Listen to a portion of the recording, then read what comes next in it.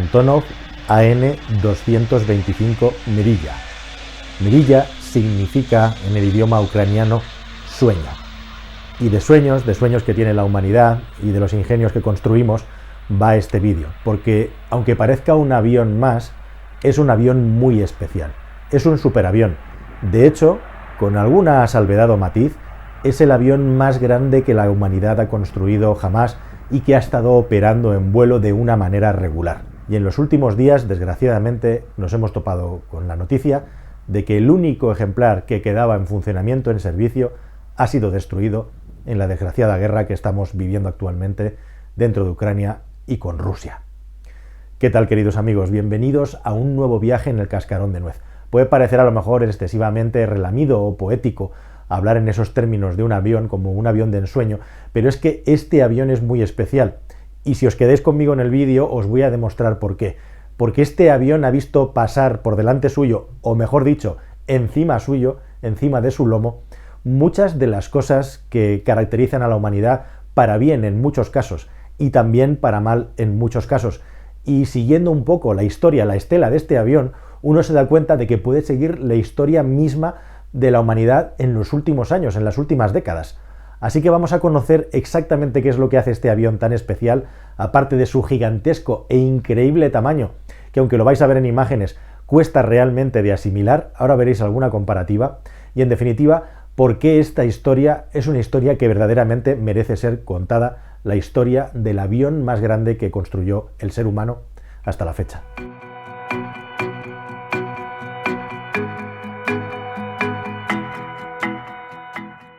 Y sí, digo hasta la fecha, porque si nos ponemos puntillosos, hay algunos aviones que están en fase experimental y que son todavía más grandes. Uno de ellos es el Stratolaunch, que probablemente cuando entre en servicio, si finalmente lo hace, será el avión más grande del mundo. Este avión que es básicamente algo así como dos fuselajes unidos en uno a través del ala, o por ejemplo el Hughes H-4 Hércules, otro mega avión de carga que no llegó a tener, podríamos decir, un funcionamiento comercial. Así que este avión se construyó, el Antonov AN-225, igualmente, como os podéis imaginar, como un avión de carga. ¿Por qué construir un avión tan grande? Bueno, pues básica y esencialmente para transportar en largas distancias objetos de tal tamaño que hacerlo por carretera se hace prácticamente imposible, o deberían de ser desmontados hasta tal punto que costaría muchísimo el mismo transporte y lo haría irrealizable. ¿Y qué es lo que transportaba este avión fabricado por Antonov, una compañía de la antigua Unión Soviética radicada en la zona de Ucrania y por lo tanto y posteriormente del derrumbe de la URSS, una compañía ucraniana?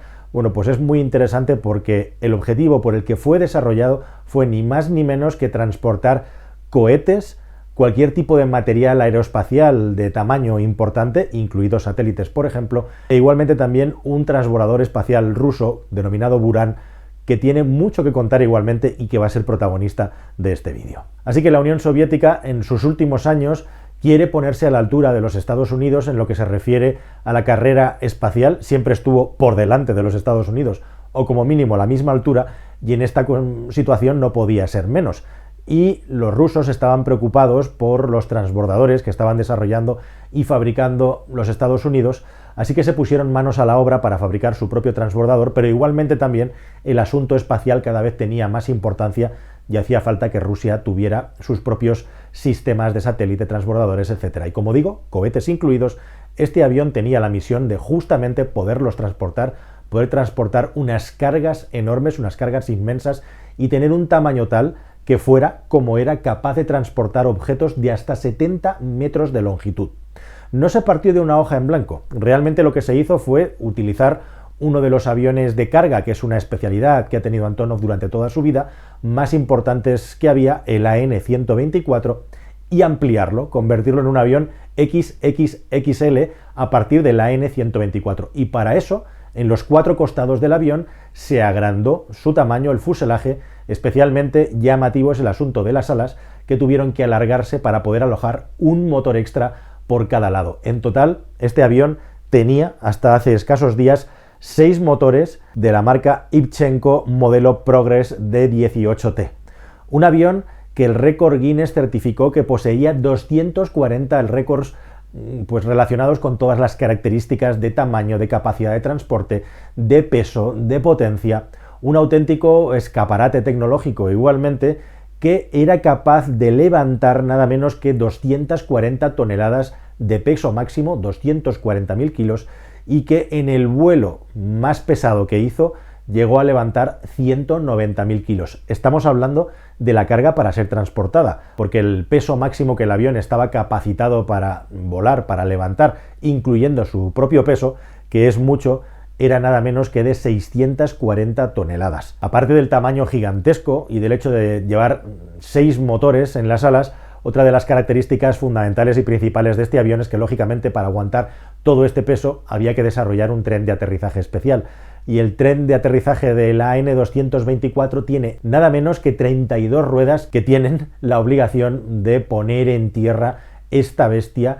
Una bestia, por otro lado, que no puede volar en cualquier aeropuerto. Tenía 2 dificultades básicas. La primera, la dificultad de que cada vez que despegaba, cada vez que se ponía en marcha con sus motores a plena potencia para levantar el vuelo, tenía que esperar el avión siguiente como mínimo 15 minutos debido a las increíbles turbulencias y remolinos que generaba todo su paso a través del aire, con lo cual no podía ser operado con un aeropuerto con un tráfico mínimo, porque esto podía provocar un problema serio de tráfico, aparte también de la seguridad. De hecho, se estima que de todos los aeropuertos, podríamos decir, de cierto tamaño habilitados para vuelos comerciales, solamente podía despegar y aterrizar en un 35% de los aeropuertos grandes que hay en el mundo. Y luego, como digo, igualmente, con pistas muy largas, tenía que ocupar prácticamente toda la pista para poder remontar el vuelo, e igualmente también con unas medidas de seguridad muy importantes alrededor para que no ocurriera ninguna desgracia, cosas que de vez en cuando ocurren, turbulencias muy fuertes provocadas por aviones de gran tamaño. Igualmente, también una característica muy interesante de este avión es su cola doble, que es completamente distinta del avión del que parte, que básicamente era necesaria porque la mayor parte de las grandes cargas las transportaba en el exterior, incluidos los transbordadores, y esto alteraba grandemente la aerodinámica, así que esa cola doble era absolutamente necesaria para poder estabilizar el avión. Aparte de los 240.000 kilos que era capaz de transportar, era capaz de llevar objetos de hasta 70 metros de longitud. De hecho, en algún momento fue usado para mover palas de aerogeneradores de un lugar a otro, experimentales de grandísimo tamaño, y, como digo, hasta 640.000 kilos de peso. Este avión empezó a ser desarrollado en los años 80 y fueron capaces de terminarlo más o menos en el año 88. Pero no entró oficialmente en servicio hasta el año 89. Corrían a toda prisa para llegar, porque el objetivo era que pudieran poner cuanto antes en servicio, en funcionamiento, el transbordador especial Bulan, que, como digo, necesita una explicación aparte.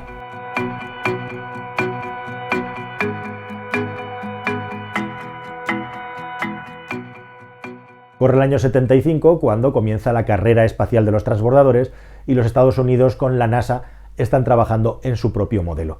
Y los rusos en los años 60 ya habían estado desarrollando proyectos de una especie de artefactos de aeronaves hipersónicas que tenían la misión de poder llegar al espacio, de poder salir de la Tierra y volver, como es el caso de los transbordadores. Pero ocurrió una cosa muy interesante, llama muchísimo hoy en día la atención incluso el increíble parecido entre los transbordadores americanos y el Buran ruso, hasta el punto de que se ha hablado popularmente de que no deja de ser un grandísimo plagio. En este canal os explicamos la increíble historia del Concorde ruso, el Tupolev 144, que tenía un aspecto sospechosamente parecido al del Concorde, pues principalmente por motivos de espionaje, entre otros muchos motivos técnicos. Pero lo cierto es que entre los técnicos, precisamente entre los expertos, está aceptado que el hecho de que el Buran se pareciera tanto, por cierto, Buran significa tormenta de nieve, al transbordador americano de la NASA, no era algo absolutamente baladí, sino una cuestión de que los servicios de espionaje y la inteligencia rusa consideraba que el avión americano no solamente estaba diseñado para poder hacer misiones espaciales de salida de la Tierra y vuelta, de reutilización del transbordador para transportar tanto mercancía, satélites, etcétera, como también seres humanos en su interior, sino que además era un avión con potencial para llevar armamento pesado e igualmente también ojivas nucleares, desde las que, con una superioridad por la altitud a la que operan estos aviones, podía atacar a la Unión Soviética y que no fuera capaz de poder responder.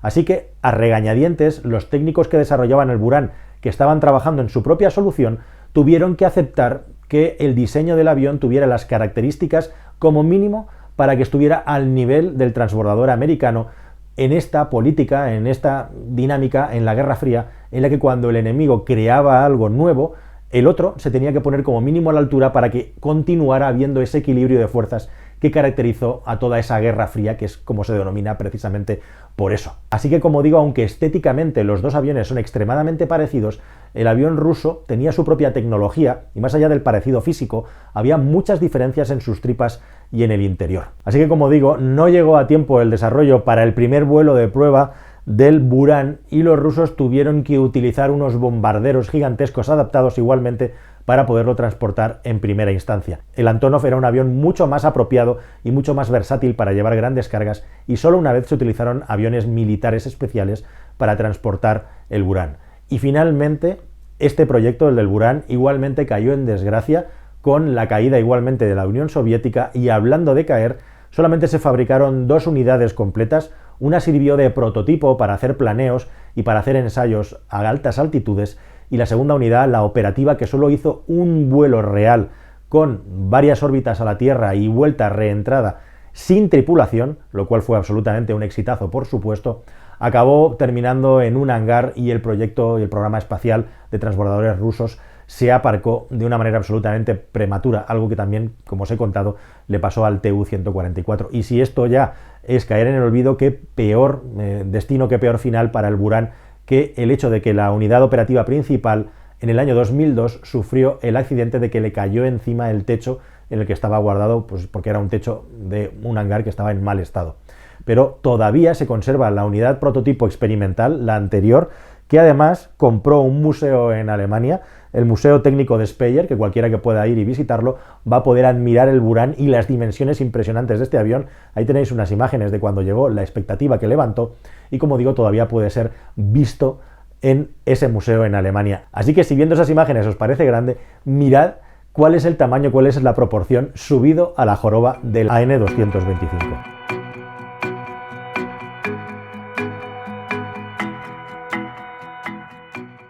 Bueno, nos hemos quedado en que la Unión Soviética cae y el proyecto de transbordadores especiales también desaparece. Y con la caída de la Unión Soviética llega la creación de las nuevas repúblicas derivadas de la antigua URSS, que desgraciadamente están tan de actualidad actualmente, y entre ellas Ucrania. Y lógicamente esta empresa Antonov, que era ucraniana, se queda en suelo ucraniano y por lo tanto pasa a ser un proyecto e igualmente un avión ucraniano. Y pensarás que aquí se acabó todo. Pues no. Es muy interesante porque este avión se sigue manteniendo y en los años 90 comienza una segunda vida, una vida civil que, si ya era interesante la que tuvo en los tiempos de la Unión Soviética, en esta segunda vida iba a trabajar para ofrecer a la humanidad su capacidad de poder transportar peso para hacer cosas increíbles. ¿Y qué cosas hizo increíbles? Bueno, pues como digo, el avión se convirtió en un avión de carga civil con todas sus certificaciones, se actualizaron algunas cosas a lo largo del tiempo, en última instancia, en los últimos años de vida, se le puso los sistemas de altímetros americanos, que son distintos a los rusos y que han provocado más de un accidente de aviación cuando los pilotos cambian de un avión a otro, pero poco más, simplemente se mantenía y también durante un tiempo se le quitaron los motores para utilizarlos para otros aviones de carga, pero se le volvieron a poner, se hizo una revisión profunda y el avión se puso a volver a trabajar para transportar carga pesada. ¿Y qué transportó? Pues transportó palas de aerogeneradores experimentales para China, por ejemplo, transportó un gigantesco generador eléctrico que fue a parar nada menos que a una central eléctrica en Armenia, que justamente es el transporte más pesado de la historia, el de los 190.000 kilos, para generar electricidad en Armenia. O también se utilizó mucho para llevar locomotoras, en definitiva, objetos tremendamente grandes y pesados, cuyo transporte era complicadísimo cuando había largas distancias de por medio. E igualmente también cargas como comida, por ejemplo, grandes cantidades de comida y también mucha ayuda humanitaria para situaciones de guerra en las que era necesario transportar comida, material sanitario y, en definitiva, toda clase de material de ayuda para personas en necesidad. Para eso también se utilizó y mucho, y tal era la demanda que tenía este avión, a pesar de que os diré el dato de que cada vuelo de la AN-225 tenía un coste mínimo de $1 millón, imaginad, se empezó a trabajar en una segunda unidad con un consorcio con China que estaba muy interesada en el avión y era uno de los principales clientes para hacer otra unidad nueva. Pero esto se desechó rápidamente porque los costes eran extraordinariamente altos, altísimos. y se pensó, se echaron cálculos y se dieron cuenta de que, a pesar de que había demanda, no había suficiente demanda, teniendo en cuenta además los costes operativos del avión, para el beneficio que iba a dar. Así que este segundo proyecto de construcción se acabó abandonando finalmente. Y una cosa más, un proyecto muy interesante también que surgió durante este tiempo y ya en los 2000 era el aprovechamiento de la plataforma de la N225, de su tremenda joroba, para colocar en él toda clase de objetos que se lanzan al espacio.